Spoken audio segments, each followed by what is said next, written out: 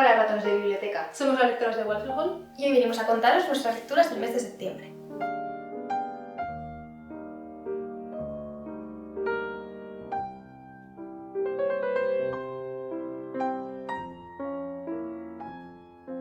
Nuestra temática en el mes de septiembre es el género de terror. Y para este mes hemos escogido una novela que se llama El monje, de Matthew G. Lewis, que es uno de los máximos exponentes de la novela gótica. Lo escribió a finales del siglo XVIII, se ambienta en Madrid. Y no vamos a contar más porque vamos a hacer una reseña de este libro. Queremos hacer como hicimos con El fantasma de la ópera y que tenga una parte así con spoilers. Lo que no sabemos es si ya habrá salido la reseña para cuando veáis este wrap-up o si la sacaremos después. Así que bueno, ya la veréis. Mi primera lectura del mes de septiembre fuera de la conjunta fue La utilidad de lo inútil de Nuccio Ordine. Nuccio Ordine es un ensayista, profesor y literato italiano especializado en el Renacimiento y fue premiado con el premio Princesa de Asturias, pero ha muerto antes de cogerlo, de recibirlo, el pobre hombre. Así que bueno, pues se le otorgó, pero no ha llegado a recoger el premio. Se me olvidó una pena tremenda, pobre hombre. Entonces, a raíz de esto es como que ha habido un boom en redes sociales y en distintas editoriales que han publicado pues, ensayos y escritos suyos, y yo me regalaron, mejor dicho, este manifiesto, de hecho él lo llama manifiesto, publicado por Acantilado.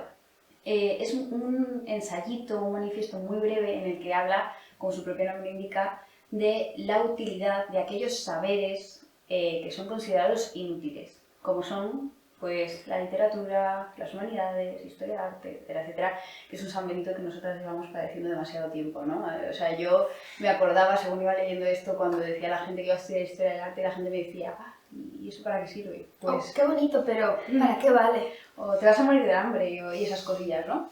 Siempre tan motivadoras. Entonces, bueno, lo que hace, divide el ensayo en varias partes y además lo apoya con distintos textos que ha ido él pues, agrupando de otros autores, muchos clásicos o no tan clásicos. A lo mejor pues, encuentras fragmentos de Aristóteles, de Gabriel García Márquez, de un montón de autores que vienen a subrayar la importancia que tienen estos saberes o incluso estas ciencias que son consideradas inútiles, porque no solo habla de la historia del arte y de la literatura, de hecho la literatura es muy interesante porque hay un apartado en exclusiva que habla de la literatura clásica. También habla pues, de saberes de carácter más teórico-científico, como puede ser la física teórica o más de investigación y demás. Incluso algunos análisis de cómo se han efectuado estudios que aparentemente no tenían ningún tipo de aportación, pero que luego en un futuro sí que ha dado lugar a otras cosas muchísimo más interesantes o prácticas, ¿no?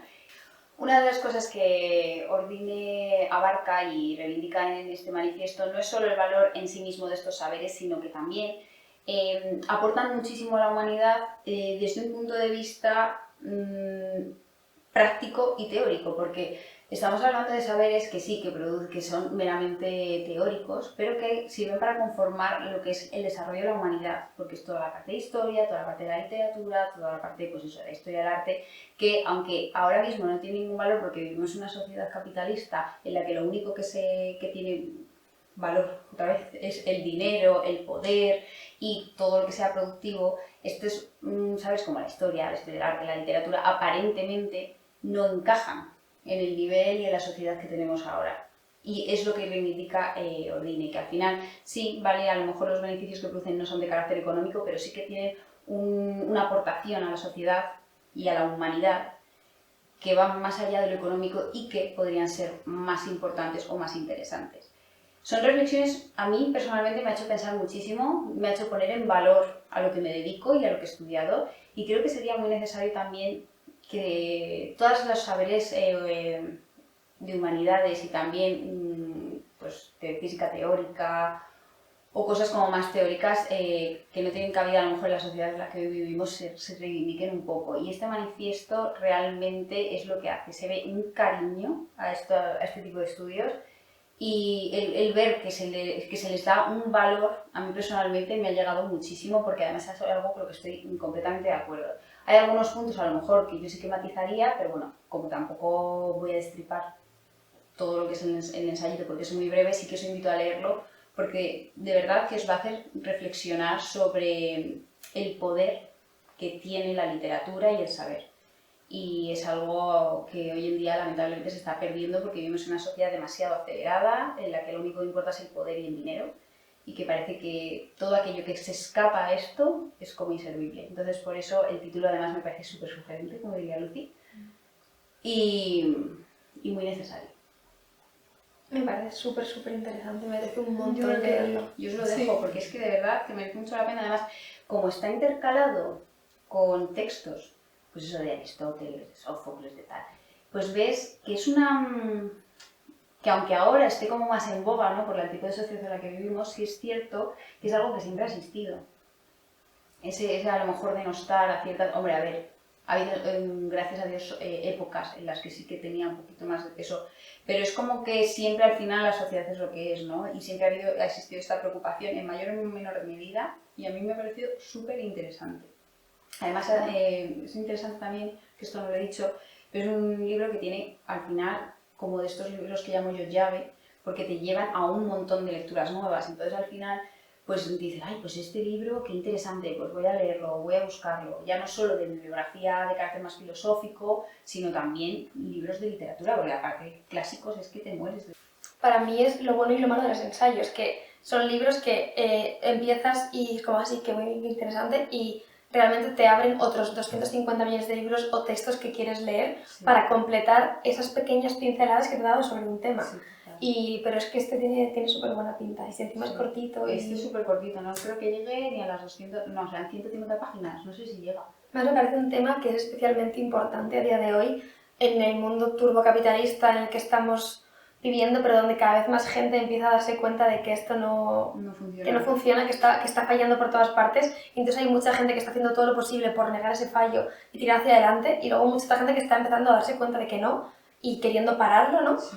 Y creo que es como el momento idóneo para un texto así. A mí me Qué guay. gusta mucho. Además que todos estos saberes que tienen esa fama de ser inútiles, al final yo creo que tienen esa profundidad que es lo que nos falta a la sociedad de hoy, ¿no? Porque al Sí, final yo creo que totalmente. todo lo que nos mueve ahora mismo es lo superficial, lo inmediato y lo supuestamente útil porque te da dinero, pero Sí, básicamente. que no va más allá, que no profundiza. Sí, claro, es que además al final el conocer de historia, el conocer de la literatura, tú lo que haces es conocer al ser humano, que en esencia somos los que vivimos en el mundo.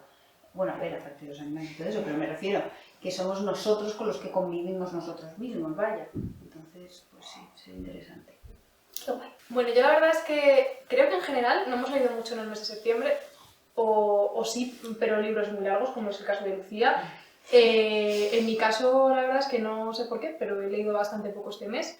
Me leí Valle de Nubes de Lewis Grassic Gibbon, que es el segundo de la trilogía escocesa, que me ha encantado, igual que me encantó el primero, Canción del Ocaso. Pero es verdad que no sé por qué, como que lo prolongué mucho en el tiempo, no porque se me estuviera haciendo pesado, simplemente que me lo he leído como con calma. Y bueno, en Valle de Nubes seguimos a nuestra querida Chris, que para mí es de mis personajes femeninos favoritos de la historia de la literatura, es una maravilla de personaje y aquí la vemos crecer y madurar todavía más. En Canción del Ocaso habíamos dejado a Chris pues en el pueblo de Kinraid, donde la habíamos visto crecer, madurar, tener a su primer hijo y perder al primer hombre al que había amado. Y la dejamos justo cuando acaba de casarse con un reverendo, con un pastor, que se llama Robert Colquhoun o algo así, un apellido muy raro, entonces ahora Chris es Chris Colquhoun o como se llame. No estoy a favor de ese apellido, pero bueno, difícil de pronunciar. El caso es que comienzan su vida en pareja en Kinraid, pero enseguida se ven atraídos por una pequeña ciudad industrial que se llama Sellet, en la que van a acabar viviendo. Una de las cosas a las que nos vamos a enfrentar en este libro es a las consecuencias de la Primera Guerra Mundial. En Canción del Ocaso hemos visto cómo la Primera Guerra Mundial llega a afectar a esta zona rural de Escocia en la que parecía que no pasaba nada y parecía que estaban aislados del resto del mundo, pues sí, afecta profundamente. Muchos de los hombres del pueblo pues acaban heridos o mueren. Y de hecho aquí el propio Robert vamos a ver que tiene sus consecuencias a nivel de salud mental de haber estado luchando en la guerra. A mí me ha parecido un libro distinto a Canción del Ocaso. Es un libro mucho más pausado, a lo mejor por eso lo he leído más lento, mucho más introspectivo. Vemos mucho del interior de Chris y de cosas que están cambiando en ella. Pero también es un libro más político. Vamos a ver, y lo vemos mucho en Seyed, como está habiendo cambios en Escocia, que por supuesto está habiendo cambios en el mundo, pero está irrumpiendo el Partido Laborista. Y entonces vemos una división entre la gente que quiere que todo siga como hasta ahora y la gente que quiere cambios, la gente que empieza a luchar por los derechos de los trabajadores. Entonces, al estar en la nación industrial lo vamos a ver muy claro.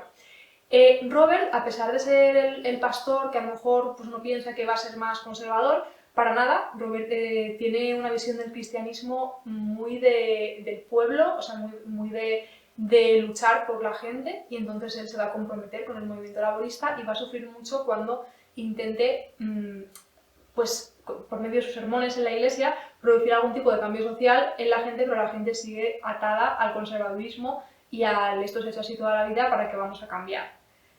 Por otra parte, además de a Chris y a Robert, también tenemos a Iwan, que es el hijo de Chris, que vamos a ver que al principio del libro es un niño y luego va creciendo y al final del libro es un adolescente. A mí Iwan me ha parecido muy entrañable como personaje, ya le conoceréis. Está como obsesionado con coleccionar un objeto, ya veréis lo que es, pero no sé, tiene una personalidad muy curiosa. Tiene cosas de su padre, pero también tiene muchas cosas de Chris, solo podía ser hijo de ella. Y me ha gustado mucho. Hay también algunos personajes secundarios muy interesantes, pero a mí sobre todo lo que más me ha gustado de verdad ha sido cómo vas viendo cómo Chris va madurando, va creciendo, aunque ella sigue dando esa apariencia de joven y bella que tiene siempre. Y hay una especie de paralelismo entre Chris, que es la Tierra, o sea, yo Chris para mí es la Tierra, es Escocia, y Robert, que sería, y lo compara muchas veces con las nubes, con una nube. Entonces, toda esa parte religiosa, espiritual que tiene Robert y que Chris no comparte, porque Chris se lo dice en algún momento que ella es atea, pues a veces resulta como acaba siendo como una fuente de confrontación entre los dos. Ella muchas veces lo piensa, yo no voy a subir a ninguna nube, yo no voy a vivir en las nubes como vives tú, Robert. Curioso eso, él que quiere ver esos cambios sociales, pero que luego también tiene crisis espirituales que a veces le llevan a renunciar a su fe y a veces le llevan a dejarse llevar demasiado por su fe. Así que bueno, tengo muchas ganas de que os lo leáis. Hay unas frases increíbles y preciosas porque el estilo de este escritor de verdad que es increíble. Y una historia triste que ocurrió durante la traducción de este libro que editó Trotalibros, al igual que editó Canción del Ocaso, en castellano por primera vez, fue que el traductor de Canción del Ocaso, Miguel Ángel Pérez Pérez, que había comenzado la traducción de Valle de Nubes, falleció cuando estaba iniciada la traducción. Por eso luego lo terminó de traducir Ana Iroa Guillén y Jan Arimany hace una nota del editor muy bonita al final del libro en la que homenajea a Miguel Ángel Pérez Pérez. Creo que es la segunda vez que me hace llorar con una nota de editor. Por favor, Jan, deja de escribir esas notas de editor tan bonitas porque no puedo. Y bueno, me parece un homenaje muy bonito a un grandísimo traductor y creo que Ana Iroa Guillén ha hecho un trabajo muy bueno continuando con la traducción porque yo no he visto ningún cambio de estilo y sabéis que soy muy quisquillosa con estas cosas y mantiene el estilo precioso del autor. Así que nada, a leérselo, chicas. Tengo muchas ganas. Mi plan ideal sería leerlo en noviembre, lo que pasa que no sé qué más plazo que leer, pero vamos, que lo tengo comprado y todo, o sea que en teoría... O sea, para mí es un libro que tiene que ser muy de otoño ya metido en otoño. Y como este año, bueno, a ver, estamos hablando en octubre, ¿vale? Entonces, aunque estamos en octubre, climáticamente sigue siendo verano y yo así no puedo ponerme a leer esto. Necesito que el otoño entre de verdad. Entonces, mi plan sería leerlo en noviembre, porque si en noviembre sigue siendo verano, yo ya renuncio. Pero bueno, mi plan sería leerlo en noviembre. Bien. Ya veremos. Yo creo que ya caerá para el año que viene, porque yo este año ya tengo la agenda de lecturas completa. Y además me tengo que comprar, o sea que para el año que viene, pero tengo muchísimas ganas. Muy bonito. Bueno, mi siguiente lectura y casi la última, porque me ha ocupado gran parte del mes, ha sido It de Stephen King, editado por De Bolsillo, traducido por Edith Zilli. Vamos a hablar ahora un momento también de la edición. Estoy un poco disconforme con lo que están haciendo con Stephen King en los libros antiguos. Ya nos pasó con Carrie, y es que De Bolsillo está reeditando todos estos libros, bueno, este ya no es primero, pero todos los primeros libros de Stephen King, y lo que están haciendo es ni retraducir ni corregir las traducciones, o si las han corregido y las han revisado, es mínimo. y se nota mucho que son traducciones de los años 80 y se notan antiguas, se notan pasadas, hay muchos calcos del inglés, esto que ves que han traducido literalmente cosas que no hay que traducir literalmente. Y, o sea, yo no tengo ni idea de traducción, no, me cuesta mucho si una traducción es buena o mala, entonces si noto que está anticuada y hecha regular, es que debe ser nefasto para alguien que sepa.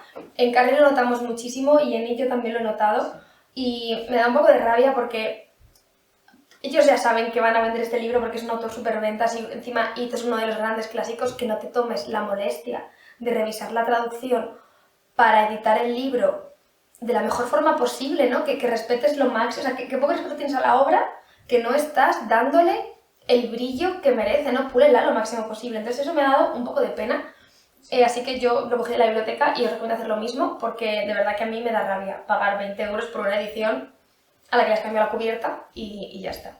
Pero bueno, dejando eso de lado, hablemos de It, que es un libro que me ha gustado muchísimo. Yo iba dispuesta a que me gustase, había visto la película, la última adaptación, me gustó mucho, sobre todo la primera parte, la parte de los niños, pero es la que lleva un poco sesgada, o sea, como ya me había gustado mucho la película, pues no sabía si el libro me iba a sorprender lo suficiente o si iba a notar suficiente cambio, y bueno, es que me ha gustado un montonazo.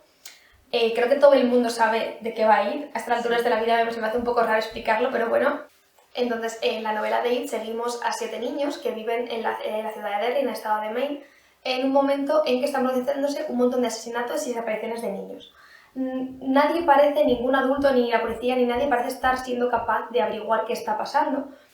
Entonces, estos 7 niños, Bill, Ben, Stan, Eddie, Mike, Richie y Bev, la única chica, después de sobrevivir individualmente a una situación terrorífica, aterradora, completamente irreal, pero que ellos saben que es completamente cierta, van a unirse. Ellos no son amigos antes de que empiece la novela, algunos de ellos sí que tienen un poco más de relación, pero realmente son niños muy marginados que viven muy aislados, no solamente unos de otros, sino muy aislados en general, son niños, eso, son muy marginados, y entonces a raíz de este encuentro que ellos tienen individualmente, van a hacerse amigos, a unirse y a tomar la decisión activa de investigar qué está pasando y de combatirlo. Y entonces en esta unión, en esta amistad, van a encontrar la fuerza y van a tomar la decisión de combatir a este mal sin nombre y sin edad que está asolando su ciudad. Es un libro donde para mí los grandes temas es el miedo. King explora muchísimo el miedo, qué es el miedo, los mecanismos del miedo y la diferencia entre el miedo infantil y los miedos adultos. Los miedos infantiles son miedos mucho más desbocados, mucho más fantasiosos, precisamente porque los niños tienen muchísima imaginación. La realidad y la ficción, digamos, es algo que todavía no está separado en la mente infantil, entonces sus miedos son mucho más potentes porque no tienen límites, mientras que los miedos adultos están completamente limitados, en general, por la realidad. Y eso aprovecha este miedo infantil desbocado, ¿no? Él se nutre del miedo de los niños y también se adapta al miedo de los niños. Él, eso cambia de forma siempre para adaptarse a lo que más miedo le da al niño al que va a enfrentarse en ese momento. Entonces, en esta capacidad de adaptación y en estos miedos infantiles tan potentes es donde radica su poder. Para mí se ve súper bien en la concepción de eso, como la admiración que King tiene por el terror cósmico de Lovecraft me parece muy evidente. Luego, según avanza el libro, se va viendo incluso más, hay ciertas cosas que tienen lugar en el desarrollo de la trama que para mí hacen todavía más patente este homenaje, pero este miedo, ¿no? Como sin nombre, que cambia, que se adapta, que el ser humano no termina de entender, que no puede concebir, me parece algo muy, muy Lovecraftiano. En este sentido, y sin entrar en spoilers, diré que hay una cosa que a mí me ha decepcionado un poquito del final, que tiene que ver con la forma de eso, y que a mí me habría gustado más que se hubiera mantenido más en lo Lovecraftiano. No voy a decir nada más, quien lo haya leído creo que entenderá un poco por dónde va esto, pero bueno, es una decepción mínima, simplemente es una cosa que me habría gustado que fuera un poquito distinta. Como siempre en Stephen King, el terror es casi una excusa para hablar de otros temas sociales. La crítica a la América profunda, a esa América más cerrada y más retrógrada, siempre está presente. Es un poco el gran tema en torno al que pivotan todos los demás en la novela o en todas sus novelas. También A mí me ha llamado mucho la atención la tremenda crítica que hace a la homofobia, un libro del año 80 y pico, y, o sea, es que es tajante.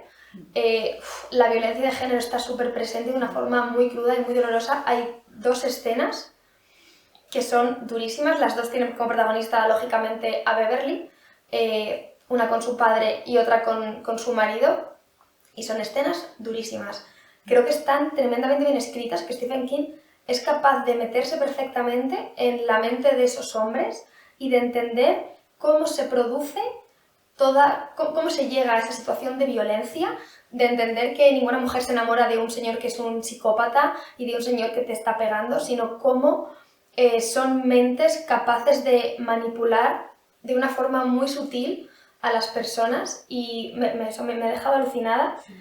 Es fascinante realmente la capacidad de Stephen King de reflexionar sobre la sociedad, de hacer críticas sobre lo peor que tenemos. Es un hombre tremendamente empático. Realmente creo que Stephen King es una persona que la humanidad no se merece. O sea, no nos merecemos tener a alguien tan absolutamente maravilloso. Sí, es verdad. Y luego me parece que también habla mucho este libro de cómo la amistad, que no deja de ser amor, cómo la amistad y el amor, la ternura y el afecto, son armas poderosísimas. Es curioso porque quizá el mensaje de este libro podría ser que en el amor y en la amistad podemos encontrar el poder y la fuerza para combatir cualquier cosa, y este mensaje, que puede sonar tremendamente cursi y manido, está escrito de una forma tan absolutamente maravillosa que lo entiendes perfectamente y en ningún momento piensas, madre mía, menuda cursilada. Para nada. Pero para mí realmente es un poco la conclusión del libro, ¿no? Y me ha parecido muy guay eso. Los personajes son todos maravillosos, los niños son todos increíbles, no he hablado casi nada de todos ellos.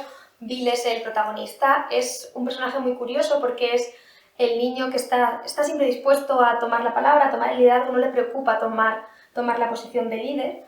Es un niño muy valiente, es también, a mí me parece que es muy empático y es tartamudo. Y ese contraste me parece muy guay, porque pese a ser tartamudo, en general no le da miedo hablar, no le importa tomar la palabra para defender a sus compañeros o para explicar algo, y eso me parece muy bonito. Richie es el personaje, el cómico, le encanta imitar y hacer voces, es el personaje más divertido, ¿no? Como el alivio cómico hasta un punto en que sus amigos tienen que pararle los pies y decirle, Richie, cállate, porque nos vas a meter en un problema y además acabas de pasarte 3 pueblos. Y no tienen problema en decirle que se calle. Mike es un niño afroamericano, a través de él está súper presente también el tema del racismo, que es que encima en ese tipo de lugares más cerrados está súper presente. Es un personaje también muy bonito. Mike es un personaje quizás más, entre comillas, no adulto, pero el más responsable, el más serio. No, como que él enseguida entiende todo lo que está pasando y no le importa, o sea, acepta las cosas sin ningún tipo de problema, y es eso, a través de él y su historia familiar es donde más presente está todo el tema del racismo. Su historia familiar es fantástica. Luego tenemos a Stan, que es un niño judío, es un niño, es como muy delicado, muy sensible, no delicado en un sentido físico, sino emocional. Es el más sensible, le gusta estar tranquilo, serio, solo, le gustan las cosas ordenadas, limpias. Es un niño, sí, es muy tímido, es muy guay. Luego está Eddie, que es un niño a la que su madre le ha convencido de que es muy débil físicamente, de que está muy delicado, de que está enfermo y de que padece asma, pero es mentira. Es la típica madre tan protectora que coarta la vida de su hijo a muchísimos niveles. Y luego tenemos a Ben. Ben es un niño gordito que tiene una mente brillante, es un constructor nato, un ingeniero nato, es una persona que entiende cómo las cosas funcionan y cómo tiene que llegar a ellas. También es un personaje súper sensible y súper dulce, y a mí me ha encantado, quizás es mi favorito. Tiene una relación además muy bonita con los libros, entonces yo creo que todo lector se siente un poquito identificado con Ben. Y luego tenemos a Bev, que es la chica, y aunque sea la única chica, me parece un personaje muy guay. Es una niña muy valiente, muy decidida, que tiene una situación familiar terrorífica, pero que, no sé, que veo muy capaz de no de combatirlo, pero no sé, me parece que es un personaje valiente pese a todo. Ya estoy terminando, lo prometo, me estoy enrollando muchísimo, pero es que es un libro que tiene muchísimo de qué hablar. Los villanos también me han gustado muchísimo. Hay, por un lado, villanos que son humanos y luego está eso. Entonces es muy guay porque todos los villanos humanos son personas horrorosas, pero todos ellos tienen una razón de ser, una motivación para ser así. Son personas a las que la vida ha maltratado muchísimo y ha convertido en esas personas, ¿no? Creo que esto es algo de lo que habla mucho en general Stephen King, como la mayoría de villanos de humanos son personas en las que son un fallo de la sociedad. La sociedad les ha conducido a ellos. Que existan es una consecuencia de todos los problemas que tiene nuestra sociedad. Y luego está eso, que es el mal encarnado, pero no es algo humano, es una entidad cósmica, sobrenatural, y ese contraste me ha parecido muy interesante. Y ya para terminar quiero hablar un poquito de la estructura, que me ha gustado muchísimo. No me esperaba para nada este tipo de estructura porque mi referencia para ir eran las películas, las últimas dos, y entonces ahí la historia está ordenada cronológicamente. La primera parte es la historia de los niños y la segunda parte es la historia de los adultos. Y está ambientado en dos momentos temporales distintos. La primera parte en los 50, cuando los 7 protagonistas son niños, y luego la segunda parte 27 años más tarde, cuando ya son adultos y tienen que volver a Derry para combatir otra vez con eso. ¿Qué pasa? Que en el libro estas dos partes no están puestas de forma consecutiva, sino entremezcladas. Las dos partes van alternándose y está hecho muy bien, porque las dos historias son, en cierto modo, transcurren casi paralelas. Los hechos de la infancia y los hechos de la edad adulta ocurren de forma así, no del todo paralela, pero sí casi paralela, casi circular. Hay muchas semejanzas y la forma en que esto está contado es fantástico. Hace por un lado que no quieras parar de leer, pero es que aparte me parece que como ejercicio narrativo está muy bien resuelto. Es que incluso hay frases que deja a medias de un capítulo donde están los niños y que la frase continúa y tiene perfecto sentido como inicio de capítulo en los adultos. Y eso lo hace muchísimas veces y me parece muy interesante. Creo que se habla poco de lo interesante que es la forma de escribir de Stephen King. Es verdad que no es un autor de una belleza descomunal, en el sentido de, pues, por ejemplo, cuando hablo de Fitzgerald, que siempre digo que es una experiencia estética, Stephen King no escribe bello, aunque escribe bien, pero no es bello, pero estructuralmente los ejercicios narrativos que hace, cómo resuelve, cómo estructura sus libros, creo que tiene muchísimo valor, que está muy bien hecho y tiene estructuras súper originales y en general se le considera como, bueno, sí, es autor de bestseller, de cosas súper comerciales, sin entrar a pensar o a mencionar que es que realmente tiene estructuras muy complejas. O sea, a mí la estructura de It me parece muy compleja. Muy compleja, está muy bien hecha. Es muy compleja y está súper bien resuelta. A mí me ha gustado muchísimo este libro, podría enrollarme un montón más, creo que no hace falta porque además no quiero entrar en spoilers, pero es que me ha gustado muchísimo. Es que es una maravilla. Es que me parece de verdad un libro buenísimo. Ya digo que para mí la única peguita es eso que he comentado respecto a la forma de eso, pero es que es un detalle absolutamente mínimo. O sea, el libro es que es increíble. Yo creo que es de lo mejor que tiene. A mí me encantó. Tengo unas ganas que lo leas tú ya también. Soy la única de las tres que no se lo ha leído y lo tengo ahí, lo tengo en inglés porque no puedo volver a pasar por algo como la traducción de Carrie, casi muero con eso, fue horrible. Así que nada, a ver si antes de que se acabe el año me lo leo. Oh, tío, me encantaría, la verdad. Es una maravilla. Y nada, de verdad, o sea, si no habéis leído It, leedlo porque es que es una experiencia maravillosa. Mi siguiente lectura para el mes de septiembre fue Matrioshkas, de Marta Carnicero. Es una autora que no había leído nunca, pero viendo un reportaje en Página 2, que es un programa, por cierto, de literatura que me encanta, pues lo mencionaban y le hacían una entrevista allí y me pareció como muy interesante. Entonces dije, bueno, este me lo voy a comprar. Y encima, como lo editaba acantilado, dije, garantía máxima. Entonces, bueno, es una historia de ficción, pero lo que hace es que narra una verdad universal y es el sufrimiento al que están sometidas muchísimas mujeres, en este caso víctimas de la guerra y en este caso concreto la guerra de Bosnia, a través de dos personajes. Conocemos primero a Hannah, es una mujer que vivió la guerra de Bosnia, la llevaron a un campo de refugiados al que fue sometida a todo tipo de torturas y, bueno, la conocemos tiempo después. Entonces, cuando ya ha acabado todo. Digo acabar porque en realidad es una cosa que nunca acaba. Cuando tú has padecido ese tipo de sufrimiento, es una realidad que te persigue durante el resto de tu vida. Y esto está reflejado aquí de una forma absolutamente magistral. Creo que alguien que no ha vivido eso, que somos afortunadamente la gran mayoría, somos incapaces de, incluso leyéndolo, de poder acercarnos lo más mínimo a lo que puede suponer para una persona ese tipo de experiencias, ¿no?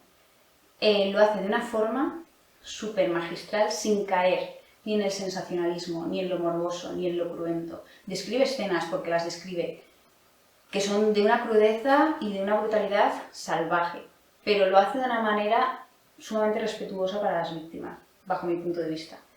Además, usa un recurso que para mí le da mayor fuerza a la obra, y es que emplea la segunda persona en singular. Entonces, cuando tú estás leyendo la parte de Hannah, como apela a tu persona directamente, es una forma que por lo menos en mi caso te hacía meterte aún más en la historia, ¿no? Y vivirlo como una cosa propia.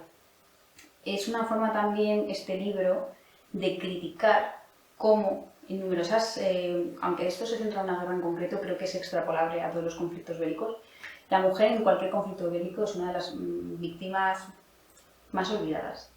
Porque al final, como no está en el frente, en términos generales, se ve sometida a violaciones, torturas, por supuesto pérdidas, es la que sufre todas las penurias económicas, todo el dolor. Entonces, habla de ese olvido al que luego es sometida, ¿no? Porque al final los soldados sí que son reconocidos, ¿no? El hombre es reconocido como víctima en la guerra y siempre pues, se le ensalza, ¿no? Como el que lucha y tal.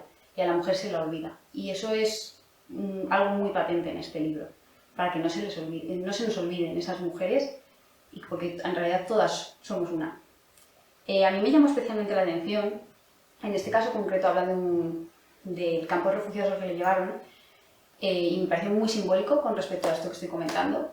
Actualmente ese sitio es un spa al que van miles de turistas sin saber lo que sucede ahí dentro, y me parece muy simbólico y muy significativo de lo que estamos hablando.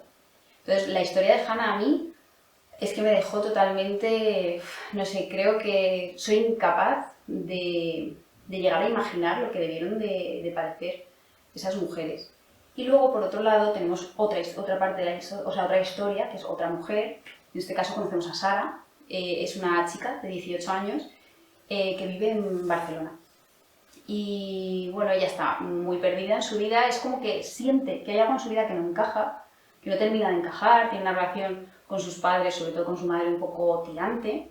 Y bueno, la vamos conociendo y en algún punto la historia de Hannah y de Sara se encuentran. No voy a decir en qué punto ni por qué, porque sería destripar el libro, pero realmente creo que hace un retrato del universo femenino y en un contexto concreto formidable. La forma que tiene de escribir Marta Carnicero es descarnada, pero con un respeto. O sea, a mí me ha llamado la atención cómo es capaz, sin haber vivido una experiencia tan horrible, ser capaz de trasladarlo al lector de forma tan magistral y virtuosa. A mí me ha parecido un libro, es muy duro de leer, o sea, creo que hay que estar en un momento bueno, pero creo que es sumamente necesario. O sea, yo creo que hay libros que aunque sean duros de leer o representan realidades que nos resultan dolorosas e incómodas, creo que es importante, porque se le da voz a realidades que, gracias a Dios, nos son ajenas porque no las hemos sufrido,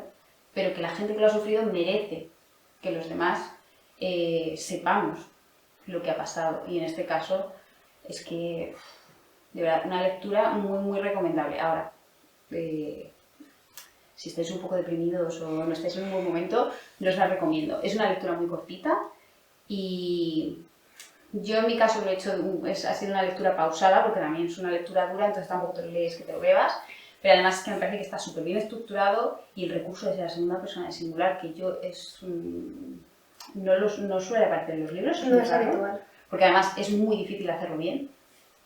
Aquí está elegido de verdad, pero fenomenal, porque es que apela a la sensibilidad del lector y empatizas porque es que parece que eres tú Entonces, creo que es un recurso muy inteligente y muy interesante.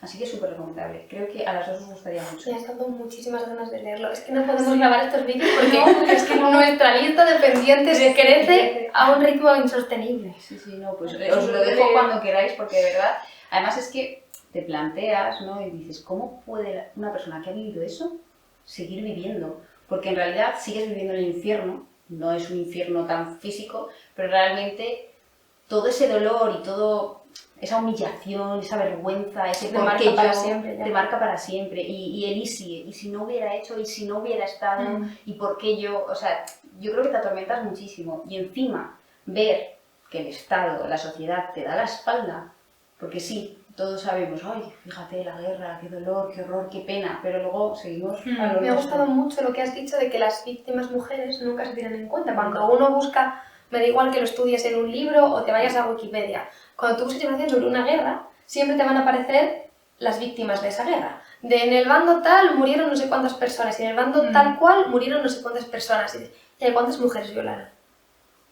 ¿Cuántas mujeres quedaron completamente arruinadas después de esto? Porque no tenían nada que hacer que no fuera ser mujer de él. Y nadie te lo cuenta. ¿Cuántas violaciones hubo? Muchísimas. Violar a una mujer ha sido arma de guerra desde siempre. Y es que eso no se habla. Tú no sabes a cuántas mujeres han violado de ninguna. Y además es que en concreto en la guerra, en estas guerras de Europa que tenían un fuerte componente étnico, se utilizaba como arma de guerra no solo para someter a la población y para... sino como exterminios étnicos. Sí. Entonces eso es una cosa que también se aborda en el libro. Y es que de verdad me parece súper interesante, además son guerras, vamos, yo no sé vosotras, pero siempre te están hablando de la guerra civil, la guerra de Primera Guerra Mundial, Segunda Guerra Mundial, se han de lado muchos conflictos bélicos que son de suma importancia y nosotros como europeas deberíamos conocer, y a mí es que este libro de verdad, o sea, es que os lo tengo que dejar. Es que quiero que os lo leáis, quiero que os lo leáis, y es muy finito. Eso está bien. Bueno, y mi última lectura del mes de septiembre fue una novela gráfica que me dejó Lucía, que es Hierba, de la historietista coreana Keum-suk Gendry Kim, que se encarga tanto de texto como de ilustraciones. Hierba es una novela gráfica bastante dura, que comienza siguiendo los pasos de la propia Gendry Kim, ¿no? de la autora, que se encamina a un lugar que se llama la Casa del Compartir. En la Casa del Compartir es como una especie de residencia de ancianos, digamos, entre comillas, en la que viven algunas mujeres que durante su juventud, durante la Segunda Guerra Mundial, fueron víctimas de una explotación que hizo el Imperio japonés para entretener a sus soldados durante la guerra, de mujeres, sobre todo de mujeres coreanas, porque en aquel momento Corea era una colonia japonesa, mientras estaban haciendo campaña en Manchuria. Entonces, básicamente, a estas mujeres las llevaban a lo que llamaban la estación de consuelo y se convertían en mujeres de consuelo. Eso significa básicamente que las prostituían en contra de su voluntad para entretener al ejército japonés. Entonces, el objetivo de la autora, cuando va a esta Casa del Compartir, es entrevistar a una de estas mujeres, que es de las pocas supervivientes que quedan vivas, que se llama Lee Ok-sun. Entonces vamos viendo un poco la historia de cómo la entrevista y cómo poco a poco ella va contando su historia, de forma muy reticente porque a ella le cuesta mucho hablar de ese pasado tan duro. Entonces muchos días pues, la autora va a verla y ella solo le dice que los japoneses son unos bastardos, que todo lo hacen mal y que el primer ministro japonés debería arrepentirse porque nunca se ha arrepentido. Y tiene muchos días así como muy frustrantes, pero luego poco a poco empieza a desgranar su historia, empiezas a ver el pasado de Lee Ok-sun cuando era una niña, hija de una familia numerosa, que apenas tenían para comer y que solo quería ir al colegio, pero que su familia no podía llevarla al colegio, cómo la acaban vendiendo a una pareja que regenta un bar y que tampoco la hace mucho caso ni por supuesto la lleva al colegio, cómo ella acaba escapando de ahí y al final el destino la va llevando a que acabe en las manos de los japoneses y acabar en una de estas estaciones de consuelo. Es un relato muy duro, narra situaciones terribles, desde violaciones a abortos, palizas, gente muriéndose de hambre. Es terrorífico, pero es verdad que lo cuenta de una forma muy respetuosa y muy bella, porque en ningún momento se ve ninguna situación de violencia sexual, sino que en esos momentos ella siempre pone unas ilustraciones a lo mejor de naturaleza, del cielo, de las estrellas, es como que lo hace para respetar a las víctimas, ¿no? Ella misma dice que sí tiene otro libro en el que habla de este mismo tema, otra novela gráfica, y que sí representó gráficamente una escena de violencia sexual y que luego se sintió que no estaba siendo respetuosa con la víctima. Y entonces esta es su manera de homenajear a la víctima sin exponerla, que me parece precioso, bellísimo, y es lo que más me ha gustado del libro. Otra de las cosas que hace en este libro también es reivindicar el hecho de que efectivamente el gobierno japonés no se ha disculpado ni ha pedido perdón nunca por cómo se trató a estas mujeres, en su mayoría coreanas, a las que además se les obligaba a cambiarse el nombre por un nombre japonés, que se les prohibía hablar coreano, y que, bueno, están en situaciones terribles, expuestas a enfermedades venéreas, expuestas a embarazos no deseados, en unas condiciones higiénicas deplorables, solo se les permitía ir al médico si tenían una enfermedad venérea. Se supone que los soldados debían utilizar preservativos cuando se acostaban con ellas, pero no siempre lo hacían. A veces les pegaban palizas y tampoco nadie decía nada. Entonces, bueno, es una situación terrible en la que se encontraban estas mujeres, y la verdad es que hay que agradecerle a esta autora el haber hecho este homenaje tan bello a estas personas que no han sido reconocidas en su sufrimiento ni en la injusticia que tuvieron que vivir en su momento. Liu Xun falleció hace pocos años y yo no sé si ya queda alguna mujer viva que haya pasado por esto, pero por desgracia sigue sin estar reconocido aquello que padecieron. Mi siguiente lectura, y la última, porque este mes con Eve he leído muy poco, es una novela gráfica que se llama Verdad, de la autora italiana Lorena Canutier, editada en castellano por la editorial Liana y traducida por Marta Tutone.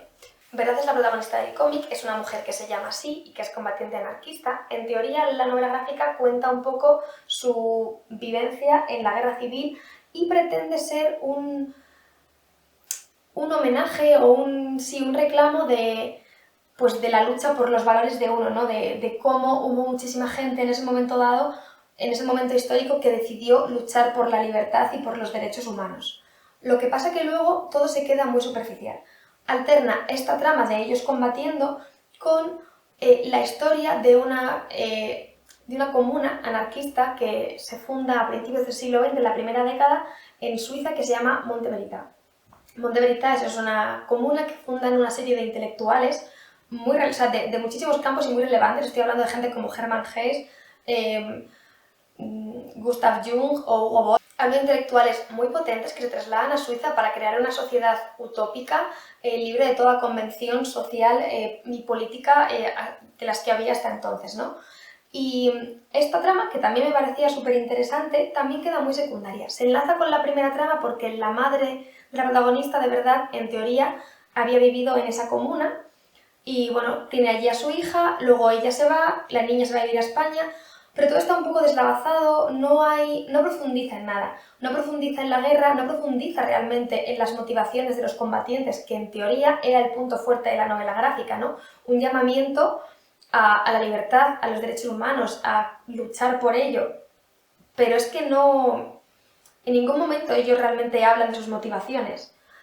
Tampoco se habla muchísimo de esta comuna, que habría sido algo muy interesante porque es un hecho histórico, un lugar que realmente es súper transgresor y que es bastante poco conocido en la actualidad, y tampoco profundiza. Y luego hay una serie de escenas entre oníricas y simbólicas en el campo, con una zorra que vigila a los protagonistas, pero que a mí tampoco me ha dicho más. No sé, me da muchísima pena porque las dos tramas principales, tanto la parte histórica de la comuna como la parte de los combatientes, me parecía súper interesante, y creo que da apenas 2 pinceladas sobre ambas y que no profundiza. Creo que habría necesitado muchísimas más páginas para poder llegar a contar algo. Así son un poco más que escenas sueltas. Ya digo, a mí me da mucha pena porque iba con muchísimas ganas. Es verdad que la parte estética ya digo que es alucinante. Tiene una paleta de color muy llamativa, muy vibrante, muy colorista, aunque bastante limitada. Es una paleta de muy pocos colores, pero que es muy efectista. El dibujo, aunque a mí la sensación de que es digital, está simulando un dibujo a lápiz y está muy conseguido. A mí el dibujo digital me deja siendo un poco más fría que el dibujo analógico, pero está muy bien hecho. tiene unas líneas que no son nada depuradas, nada limpias, es muy libre, muy vivo, casi salvaje. Entonces, estéticamente es alucinante, es de los cómics más bonitos que he leído este año en lo visual, pero es que en lo narrativo se me ha quedado cortísimo, me da muchísima pena. Me habría gustado de verdad, que me hubiera encantado, pero... Mi última lectura del mes de septiembre fue La campana de cristal, de Sylvia Plath, que fue publicado en el año 1963 y un tiempo después ya Sylvia Plath se suicidó. Sylvia Plath es una de las autoras feministas por excelencia. Yo creo que es más considerada quizá por sus poemas que como novelista. Yo, como no soy experta en poesía, no leo casi poesía y no he leído ningún poema de Sylvia Plath, no sé deciros cómo es como poeta, pero desde luego como novelista, bueno, está bien. O sea, tampoco me ha maravillado de decir, pero no la veo, o sea, es que he leído críticas muy malas de La campana de cristal también, entonces es una cosa que también me ha extrañado, ¿no? Sin ser una de mis novelas favoritas, tampoco lo veo tan terrible con respecto a las reseñas que había leído.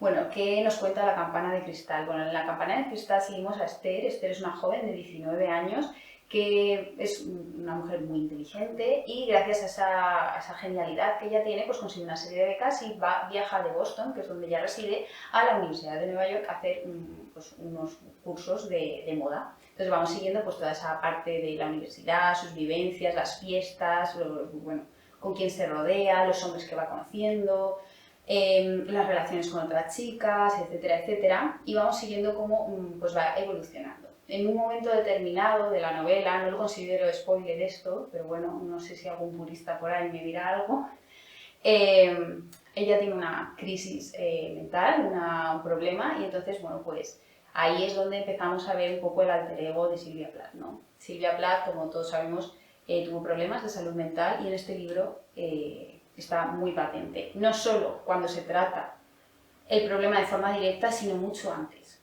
porque asistimos al declive mental o a esa debacle que se tiene cuando llegas a una crisis mental desde el principio.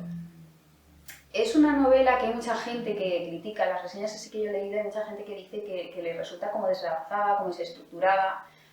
Ciertamente puedo entender por qué lo dicen, pero realmente es porque es una novela construida en base a analepsis. Entonces, muchas veces sin respetar el tiempo cronológico, damos saltos al pasado. Pero creo que eso está muy bien para poder reflejar de alguna manera el desequilibrio mental que sufre Esther. Entonces, me parece que está bastante bien llevada en ese sentido. La estructura me parece que está bien y que es una cosa buscada por la autora, creo. A mí personalmente no me ha molestado. Sí es cierto que creo que es una novela que profundiza poco, pero dado el estado en el que estaba la escritora cuando la hizo, creo que es comprensible.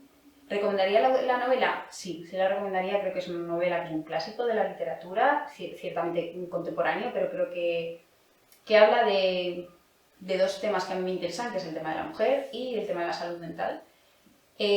Hay otras novelas que quizá aborden el tema de la salud mental de una forma mucho más profunda, pero en este sentido creo que es interesante puesto que la propia autora lo estaba padeciendo en el momento que lo escribía y de hecho la llevó más tarde al suicidio. Entonces creo que es interesante.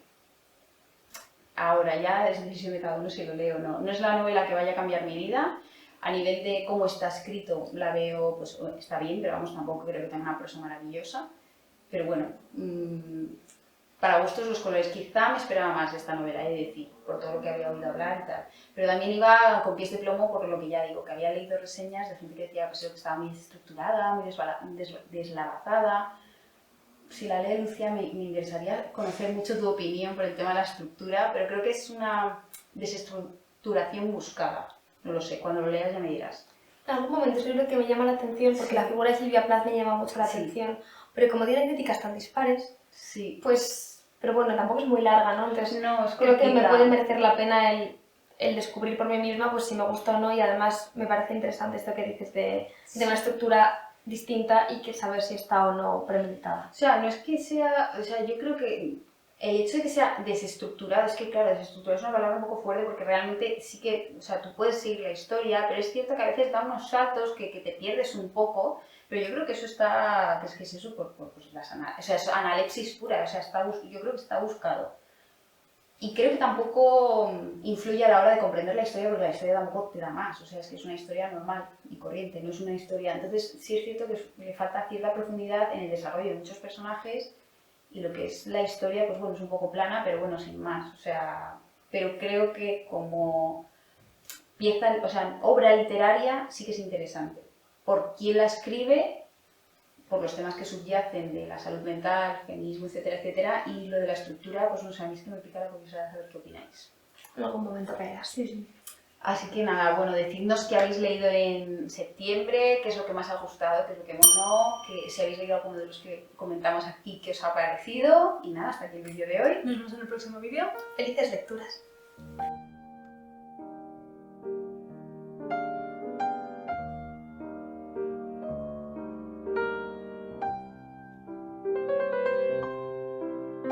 Yo estoy aquí, me estoy dando cuenta que a veces estoy aquí como si estuviera... A ver, yo también, y a veces me echo para atrás y como me acomodo porque me viene como muy bien la barra esta a la altura, entonces como que estoy aquí, tengo esta por la cabeza, es fantástico. Es que este año me habéis dejado como más a la izquierda. Vete para acá. Pero venid a la junta si queréis. Pégate. Me siento encima de Nuria, se va a sudar. Porque haremos un vídeo así las tres apiñadas. Mi siguiente lectura para el mes de... Septiembre. Ah, vale, perdón. Sí, septiembre. Septiembre, perdón. Tu pacanucua. Tenemos unos nombres rarísimos siempre. Ya,